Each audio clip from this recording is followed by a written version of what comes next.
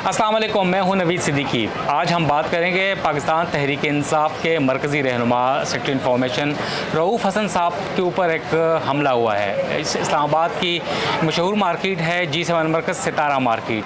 भाई साहब अस्सलाम वालेकुम। सर, तहरीक इंसाफ उनके ख़िलाफ़ जो बताया जा रहा है काफ़ी विक्टिमाइजेशन भी, क्या बातें हो रही हैं? कौन थे हमला करने वाले और कौन हो सकते हैं? देखिए सिद्दीकी साहब, दो चीज़ें तो कंफर्म है।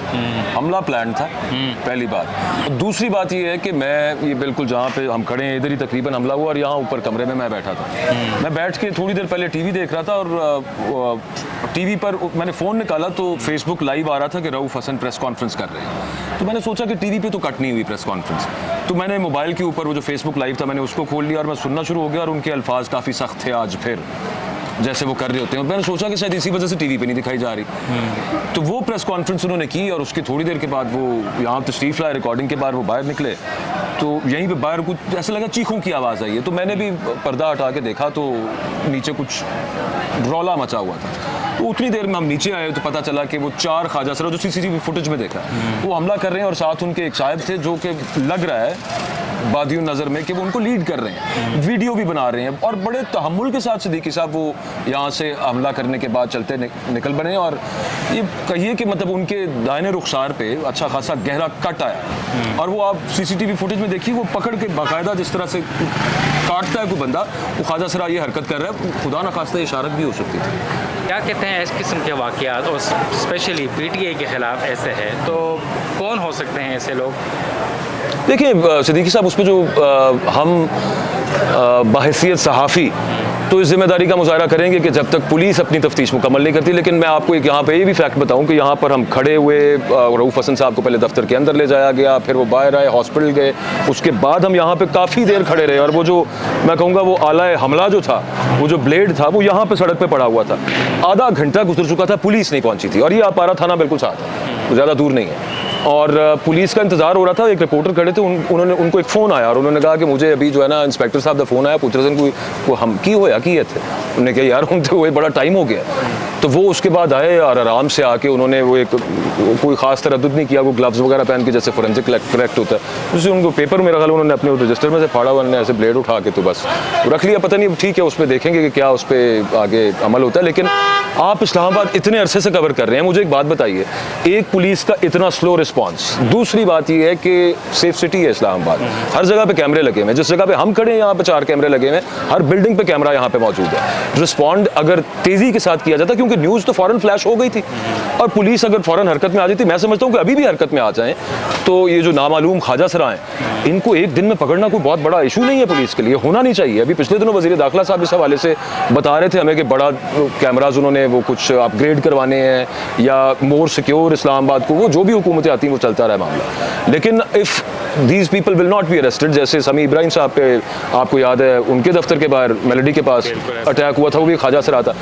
मैं आज मेरे दिमाग में ये आ रहा था कि समी साहब सियाने थे, उन्होंने समझदारी ये की कि जिस वक्त ख्वाजा सरा ने वो उनके करीब आया, उनको छठी हिस्से में उनकी काम किया और उन्होंने दौड़ के वापस बिल्डिंग के अंदर दौड़ना शुरू कर दिया और जिसके ऊपर बड़ा मजाक भी बनाया गया।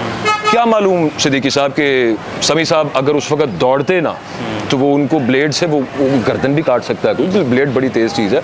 आपकी आंखों पे, आपके गालों पे, कहीं पे भी सब नाजुक पार्ट्स हैं, इन पे हमला कर सकता है कोई।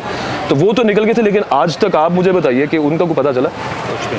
इतना मुश्किल है क्या इस्लामाबाद के अंदर के एक बंदा एक ख़ास तरह की अगर लाइन कह लीजिए कि सियासी उसकी सोच ख़ास तरह से, ख़ास सियासी जमात के साथ मैं खुल के कह देता हूँ, तहरीक इंसाफ के साथ आजकल का मामला यूँ है, तो सिर्फ क्या वजह कि उन्हीं के ऊपर अटैक्स हो रहे हैं।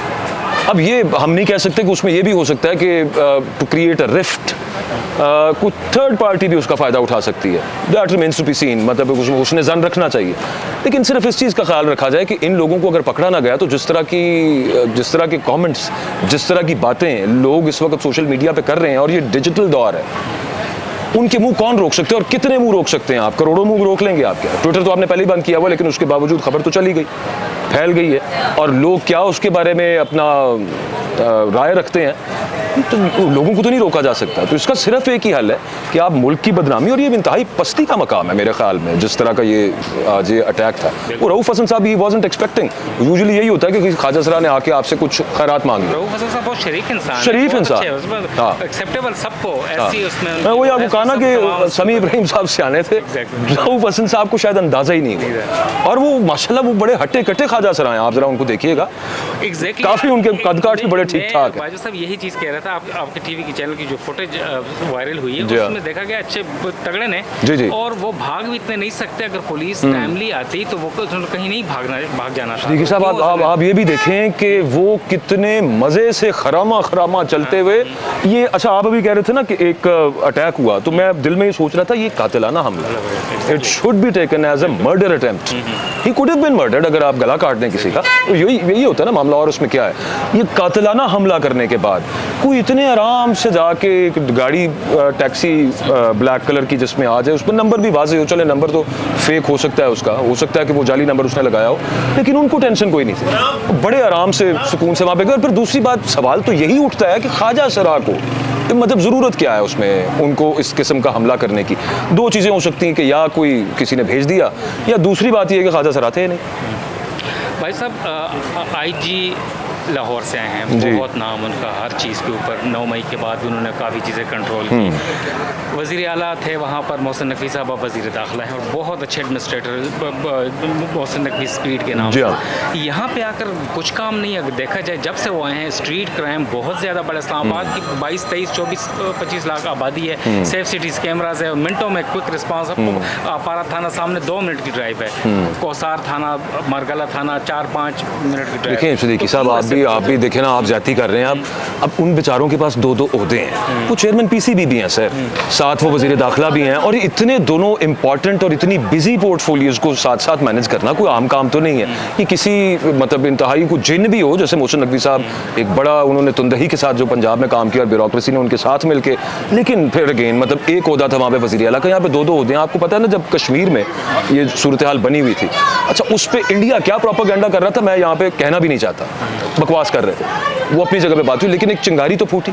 वो जो भी वजह, उनके जो भी मुतालबात हुए, वहाँ पर मामला क्या रहा, वो पुलिस को मारते रहे, पुलिस घरों में घुसती रही, और लाठी चार्ज, वो सब पूरी दुनिया ने देखा।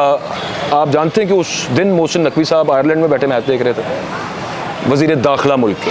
तो फिर मामला ये है कि मैं सिर्फ यही कह रहा हूँ कि चूंकि उनके 2 ओहदे हैं तो लिहाजा उनको माफ़ कर दिया, कि मतलब कहाँ पे पूरा उतरे हैं। उन्होंने क्रिकेट को भी तो देखना है ना सर। तो अगर यहाँ पे कोई थोड़ी सी डकैतियाँ हो जाती हैं तो थोड़ा सा मार्जिन दिया करें क्रिकेट की वजह से। क्रिकेट भी हमारा कौमी खेल है।